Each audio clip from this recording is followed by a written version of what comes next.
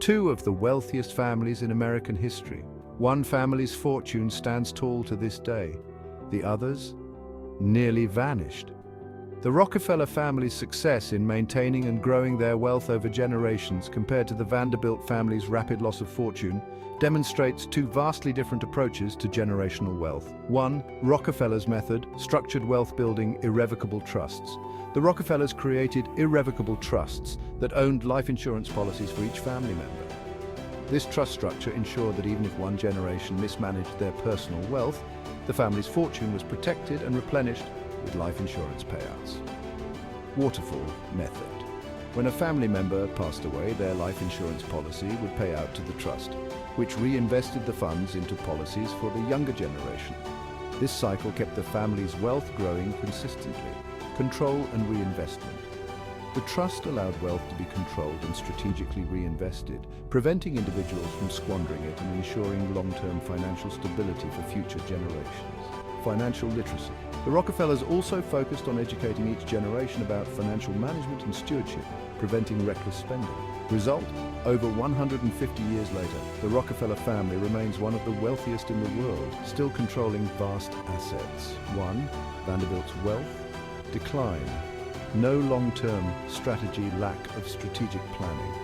Unlike the Rockefellers, the Vanderbilts did not implement any long-term wealth preservation strategies such as irrevocable trusts or life insurance. Cornelius Vanderbilt's massive fortune, once larger than the Rockefellers, was directly passed down without any financial guardrails. Lavish spending. Subsequent Vanderbilt generations spent their inheritance extravagantly, building mansions, hosting grand parties, and acquiring luxuries that drained their wealth. Failure to reinvest. The Vanderbilt heirs did not focus on reinvesting or diversifying their wealth into sustainable businesses, contributing to its rapid depletion. No financial education. The lack of financial education and awareness among the Vanderbilt heirs also played a key role in the loss of wealth. Unlike the Rockefellers, the Vanderbilts did not pass on financial wisdom to manage and grow their fortune. Result?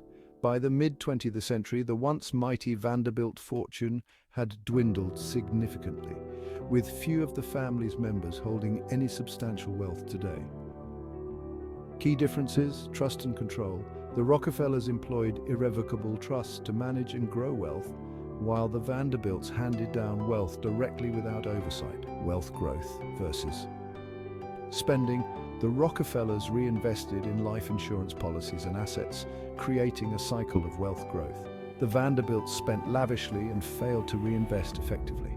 Financial education. The Rockefellers prioritized financial education to ensure each generation understood how to manage wealth, while the Vanderbilts neglected this aspect, leading to mismanagement. Philanthropy and legacy.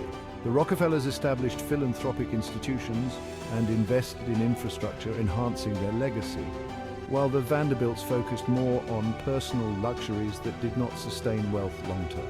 Today, we dive into the secrets behind Rockefeller's enduring wealth and compare it to the tragic loss of the Vanderbilt family's fortune.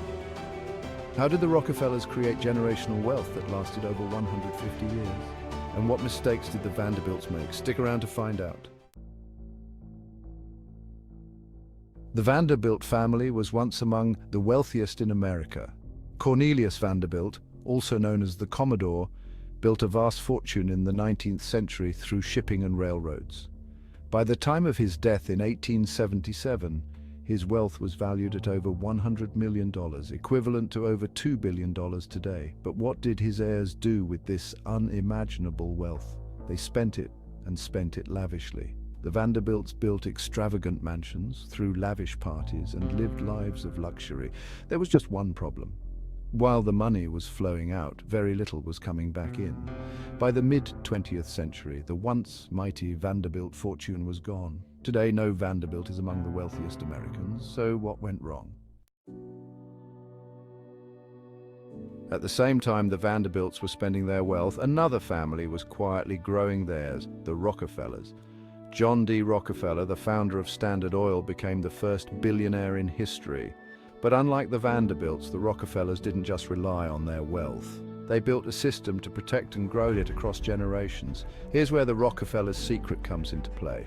the Waterfall Method. This method involves setting up irrevocable trusts that owned life insurance policies on every family member. The genius behind it: every time a family member passed away, the trust received a payout from their life insurance.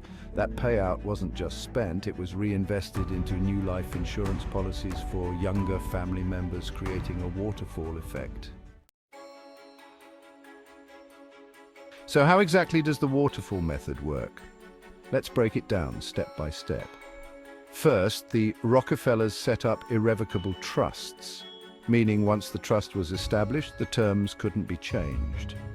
This ensured that the family's wealth was protected from poor financial decisions, creditors, or taxes. The trust would then purchase life insurance policies on each family member. The trust itself is the beneficiary of these policies, not the individual family members. Now, when a family member passed away, the life insurance payout would go straight into the trust. And here's the key part: the money wasn't distributed to the family. It was reinvested into more life insurance policies for the next generation. Generation after generation, this cycle repeats, each one wealthier than the last. Even if one generation mismanaged their personal finances, the family fortune remained intact because it was protected by the trust. Part 4. The importance of financial education. But it wasn't just about life insurance. The Rockefellers understood the importance of passing down financial education. Each generation was taught how to manage the family's assets, ensuring that the values of wealth preservation and financial stewardship lived on. Part 5. Why the Vanderbilts lost it all. So why didn't the Vanderbilts do the same? The answer lies in lack of planning. The Vanderbilts didn't use trusts or life insurance to protect their fortune.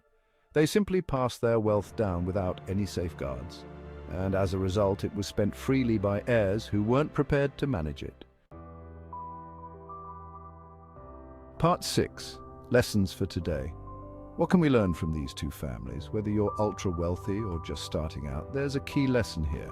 Strategic planning and financial education are essential for preserving wealth across generations. Setting up trusts, investing wisely, and passing down financial literacy can mean the difference between a lasting legacy and a lost fortune. The Rockefeller family's use of life insurance, irrevocable trusts, and financial education created a sustainable model for generational wealth that continues to flourish today. In contrast, the Vanderbilt family's lack of structured financial planning and lavish spending led to the rapid dissipation of their fortune. The Rockefellers' strategic approach demonstrates the importance of financial control, reinvestment, and education in creating enduring wealth. The Rockefellers' fortune still thrives today because they built a system that could withstand the test of time. So ask yourself, what steps are you taking today to ensure your wealth lasts tomorrow? Outro. Thanks for watching. If you found this video helpful, make sure to like and subscribe for more insights on building generational wealth. And don't forget